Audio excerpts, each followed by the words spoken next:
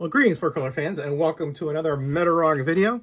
And today I'm doing a comparison video, but of its own series, because there were actually 3 printings of this miniseries from 1980, the DC miniseries.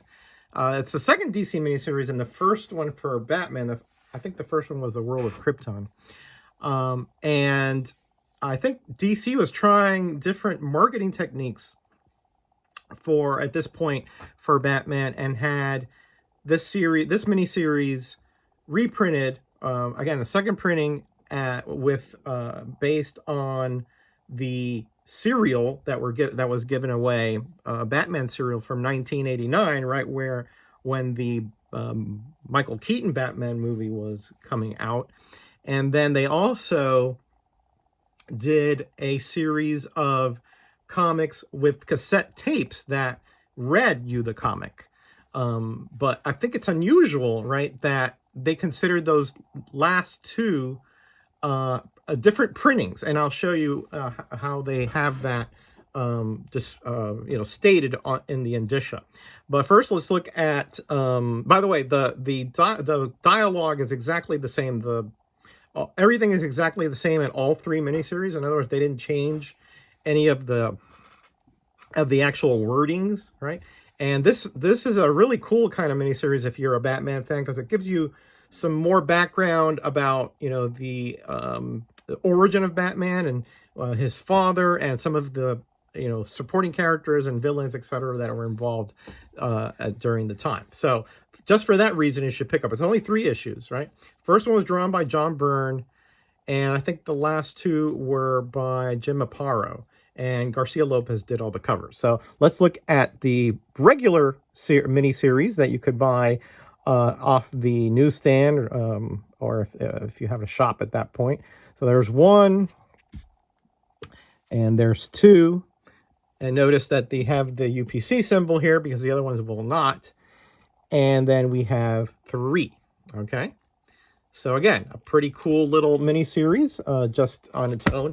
But beyond that, as I said, 9 years later, or 8-ish years later, they put it out again. Again, this was included in certain of those Batman cereal boxes. Okay. And but again, the same thing. But you'll notice, unlike the regular one, notice there's no UPC, but otherwise, and a little bit of a different coloring changes there, but otherwise it's exactly the same. Obviously still have the comics code, no price, right?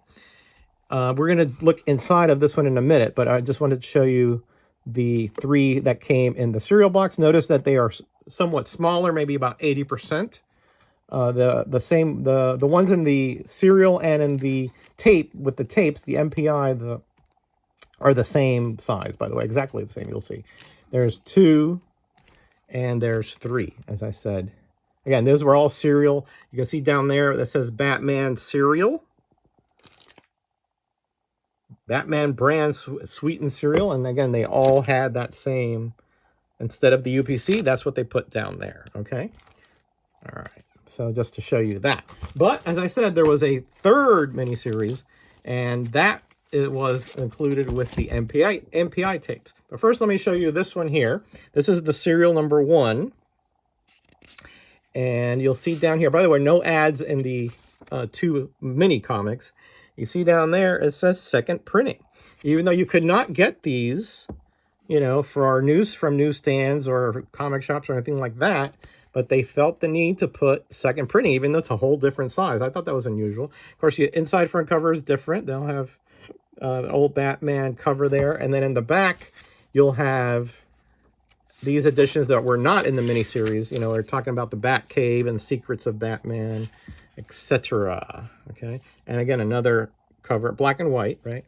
And then that is the back cover, and they're all the same back covers except for different color schemes. All right, so you saw that said second printing, and again, that was the serial. But then you had the MPI, or the Shanlon tapes. And here I have one still in the package.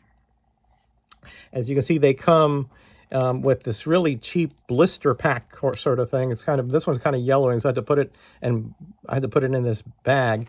And these were sold in various places, but This one, it was Record Bar, so it's a record store essentially. But I've also seen these at Woolworth, I believe, and at Walmart. And I'll show you how the Walmart tie in here in a second. But that is the front, and here is the back, where it shows you that the 3 issues you can get, and that Batman up there. Okay, so again, I do have a complete set of these in this kind of package as well, which I picked up long ago. But I just wanted to show you that before I showed you the actual comic, right? So here is that one, which is that Shanlon MPI. Notice instead of the serial of the UPC, it says down there a special MPI publication, right? And we look inside. Again, it's the same exact thing as the serial one. You can see the same cover there. But down there, you'll see it says 3rd printing. Okay? So again, even though this was not available in a newsstand or whatever, they felt the need, and a totally different size, they felt the need to do that. And notice back here, it says Walmart. Yes, I picked these up at Walmart for 20 cents each way back when. So those were also available that way. I guess somehow they got out of the package, or they had extras or something, and they sold them like this as well. But pretty neat, I think. Little set they have here, though. Let me show you the rest of the MPIs. There is number 2. And there is number 3. So I'm going to show you all of them side by side, just for, so we can you can get a gist of the size differences. And to me, kind of bizarre how they had to put 2nd and 3rd printings, even though they were just totally different, distribution methods, right? But as you can see, these 2 are exactly the same size. But this one is obviously, it's about, I guess, about 80%, maybe even a little bit more than that, of what the miniseries was. Again, 1980 was the regular miniseries of the newsstand, and these 2 came out in 89. Serial was first, I do believe, and then in early 89, and then later in 89, you got the MPI, or the Shanlon tape version. So that was issue number 1. Let's go to issue number 2. There's the tape. Oh, yeah, they were on the back of these, weren't they? And there's 2 of the serial. And then, of course, we have the regular miniseries.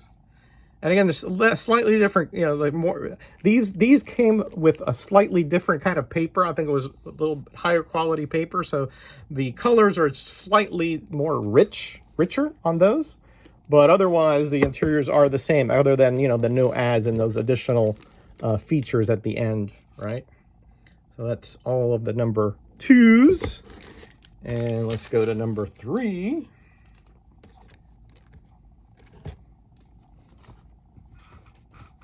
And here we are. Boom. Serial and newsstand. So what do you think about these? Kind of neat, right? That they, first of all, that they tried to market these differently. The serial through, premiums, right? Food, and then the tapes through record stores and drugstores, etc., convenience stores, things like that.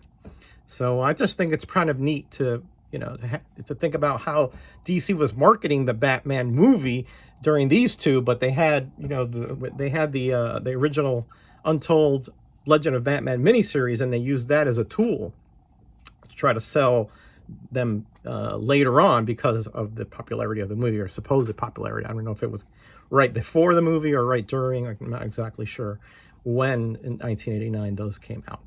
All right, hope you enjoyed this little foray into the Untold Legend of Batman, and there are different iterations here, shall we say. But I just find these interesting, and I hope you do too. All right, everybody, be kind to each other, be blessed, be back, bye.